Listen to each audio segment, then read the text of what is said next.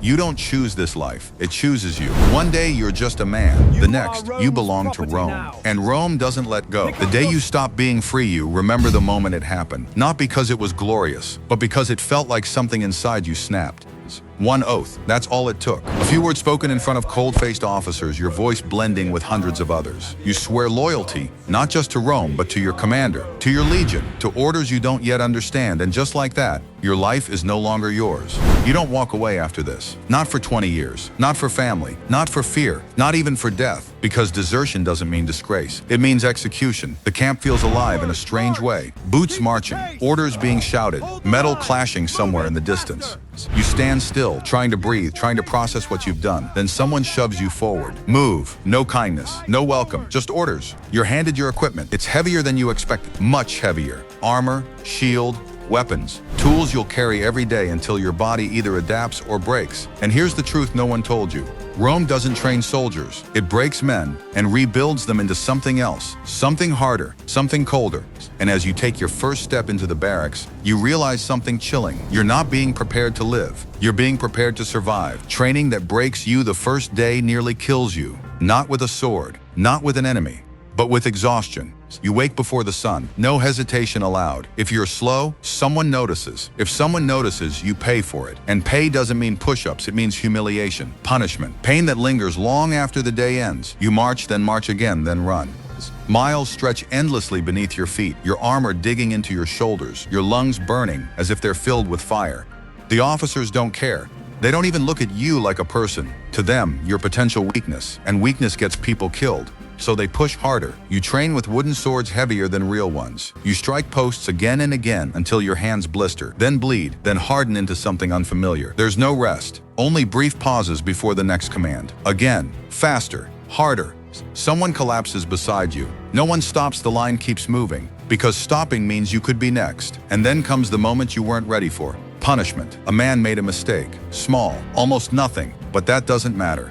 He's dragged forward. The centurion doesn't shout. He doesn't need to. The silence is worse. The punishment is quick, controlled, brutal enough to send a message, and that message sinks deep into your bones. You are replaceable. Rome will not protect you from itself. Here you start to understand something dangerous. Fear is not a side effect of this life. It is the foundation of it. Every mistake remembered. Every weakness noted. Your centurion knows your name now, not as recognition, but as a warning. Because the worst punishment isn't always physical. Sometimes it's being singled out. You eat last, you work longer, you carry more, and everyone sees it. The shame spreads faster than pain. But then there's something worse. Decimation. You heard whispers about it before. You thought it was just a story, something exaggerated to scare recruits. It isn't. A unit failed its duty. Not all of them. Just enough. The punishment? 1 in 10 men must die. Chosen by chance, killed by their own comrades. You watch from a distance, your stomach twisting as the reality sets in. These men fought for Rome, bled for Rome, and still, Rome demands more. No one speaks afterward. No one needs to, because now you understand the truth. The enemy isn't just outside the battlefield. Sometimes it stands right beside you. The weight you carry, your armor doesn't get lighter. Your body just learns to suffer silently. Every day, you carry nearly your own weight across miles of rough terrain. Shield, sword, pack, tools. Supplies, yes, tools. Because being a Roman soldier isn't just about fighting. You build camps, roads, fortifications. Every single day after marching for hours, you dig trenches and raise defenses as if an attack could come at any moment, because sometimes it does. You sleep in temporary camps surrounded by walls you built yourself, knowing that if they fail, you won't wake up. Your hands are never clean, dirt under your nails, blood on your knuckles, sweat soaking everything. And the food? Simple, repetitive, just enough to keep you moving.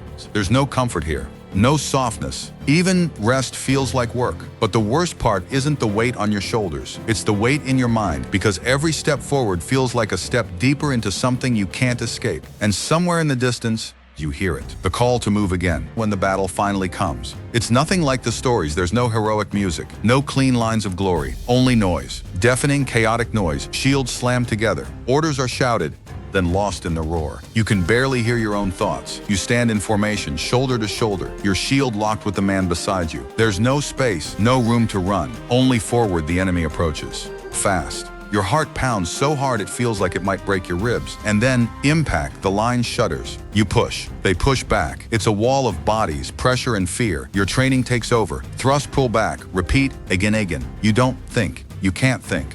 Because thinking means hesitation, and hesitation means death. But here's what no one tells you. The real enemy isn't the man in front of you. It's panic. If the line breaks, everything collapses, so you hold, even when your arms ache, even when your vision blurs. Because behind you is your legion, and behind them, Rome.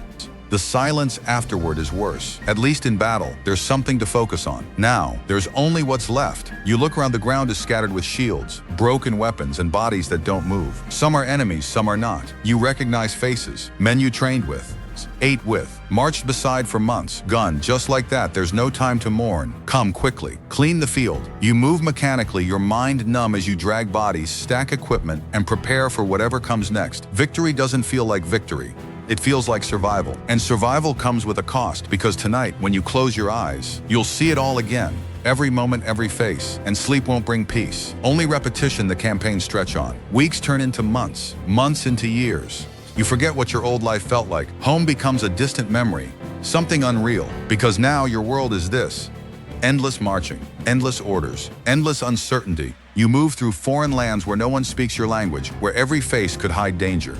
You trust only your unit, and even that trust feels fragile. Because fear changes people, some become stronger, others break. You've seen it happen. Men who once stood firm now hesitate, flinch, lose focus. And in this life, that's dangerous, very dangerous, so the system corrects it.